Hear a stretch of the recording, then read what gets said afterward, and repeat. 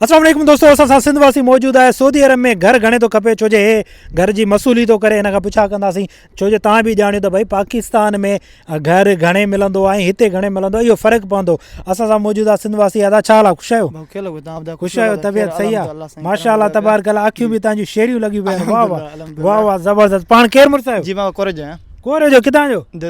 कंबर ज़िलो शहदादकोट। कंबर ज़िला शहदादकोट। घर घणे तो खपे? क़ीमत इन छा आहे? इन घर जी साईं हिकु फिलो हिकु दो जेको हे पासो आहे न, अच्छा, फी दौरा 13 लाख रुपया सारा रियाल, 13.5 लाख रुपया रियाल। 13.5 लाख रियाल जी। हे माना ॿ आहिनि हा न? बन पोइ थोरो अंदरां विज़िट करायो। अचो थोरो अचो साईं, थोरो घर बार बि विज़िट कयूं। ऐं वाह वाह ज़बरदस्त आहे। माना 13 लाख रियाल पाकिस्तान, 13.5 लाख रियाल। कमी पेशी न आहे? नो को भी नहीं, बिल्कुल भी न? बिल्कुल भी नहीं। वाह वाह साईं, अचो अचो भाई, तव्हांखां अंदरां हेॾे हेॾे ॾेखारियो। पहिरें स्टार्ट खां हीअं ॾेखारियो, ठीकु आहे। वाह वाह ज़बरदस्त। हाणे हेॾे अचो। हे भाई गेट, हे गेट कहिड़ी काठी जो आहे? मज़बूत आहे न? वाला हाँ, वाह वाह वाह वाह वाह वाह। अचो अचो अचो भाई, अचो अचो। वाह, लाइटूं ॿारियो। हे छा आहे? इहो गेस्ट रूम आहे? मेजरस गेस्ट रूम थी वियो न? वाह, सेमी पूल बि हिन में मौजूदु आहे? वाह भाई, सेमी पूल बि हिन में मौजूदु आहे।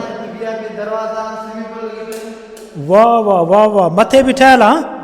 अच्छा, सेमी पूल ॾेखार असांखे भाई। हिते 13.5 लाख रियाल हिन जी क़ीमत आहे, ठीकु आहे न? ऐं तव्हांखे ॾेखारियूं था भाई नंढो सेमी पूल। हे नंढनि ॿारनि जे लाइ, वॾनि जे लाइ? नंढा ॿार बि वॾा ॿार बि विझी सघनि था। काफ़ी वॾो आहे, माना जेतिरो पाणी हिन जे मथे ईंदो त वॾो बि माण्हू विझी सघंदो। ज़बरदस्त आहे, ज़बरदस्त। हेॾा मोटर वग़ैरह लॻल आहिनि।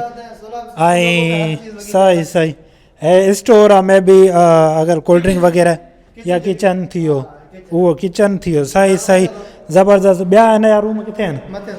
हा न, हेठि इहो ई आहे बसि? हेठि घणा रूम कमरा आहिनि? हिकिड़ो कमिरो? हे छा आहिनि?